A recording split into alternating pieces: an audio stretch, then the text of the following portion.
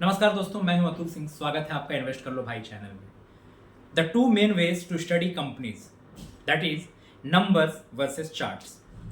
दोस्तों, आपने अक्सर सुना होगा, कोई कहता है ये स्टॉक फंडामेंटली बहुत ही स्ट्रांग है, कोई कहता है चार्ट ब्रेकआउट हो रहा है, ले लो।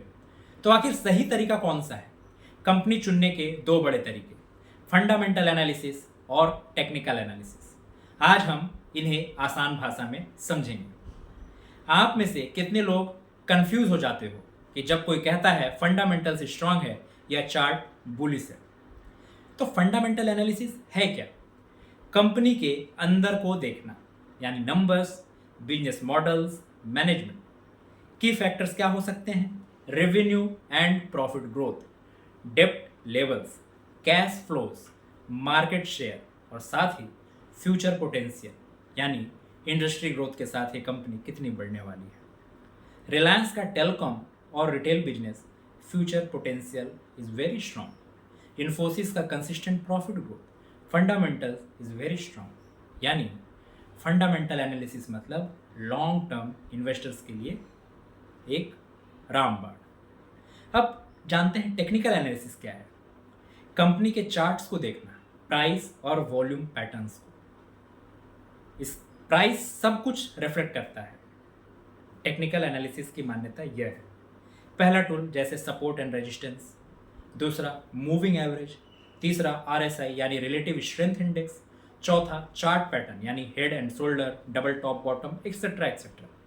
अगर किसी स्टॉक का सपोर्ट 100 है और रेजिस्टेंस 120 है तो 100 के आसपास बाई और 120 के आसपास सेल करना ट्रेडर्स के लिए प्रॉफिट का चांस बनाता है।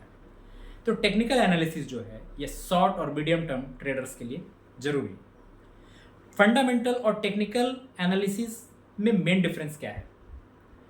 फंडामेंटल एनालिसिस में कंपनी के अंदर को जानते हैं, टेक्निकल एनालिसिस में चार्ट और प्राइस पैटर्न को। Fundamental analysis is for long term investors, मतलब 1 से 10 साल। शॉर्ट टर्म लाइक दिन, हफ्ते, महीने।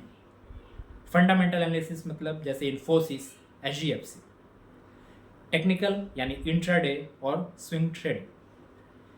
Fundamental is for investment and technical is for trading. दोनों को साथ यूज कैसे करें?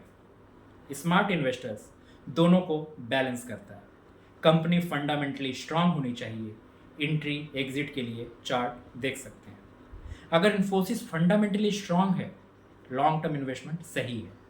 लेकिन कब बाई करना है, 1400 पर या 1600 पर या 1800 पर, चार्ट से डिसाइड कर सकते हैं। गोल्डन रूल्स हमेशा नोट करके रखिए।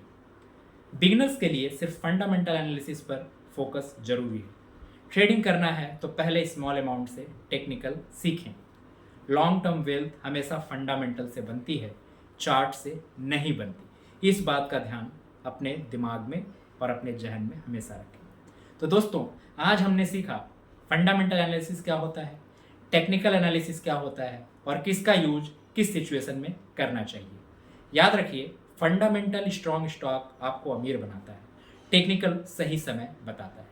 अगले एपिसोड में हम सीखेंगे म्यूचुअल फंड मिस्टेक्स, सबसे कॉमन गलतियां जो लोग करते हैं, यानी क्यों लोग म्यूचुअल फंड्स में इन्वेस्ट करके भी नुकसान उठा लेते हैं।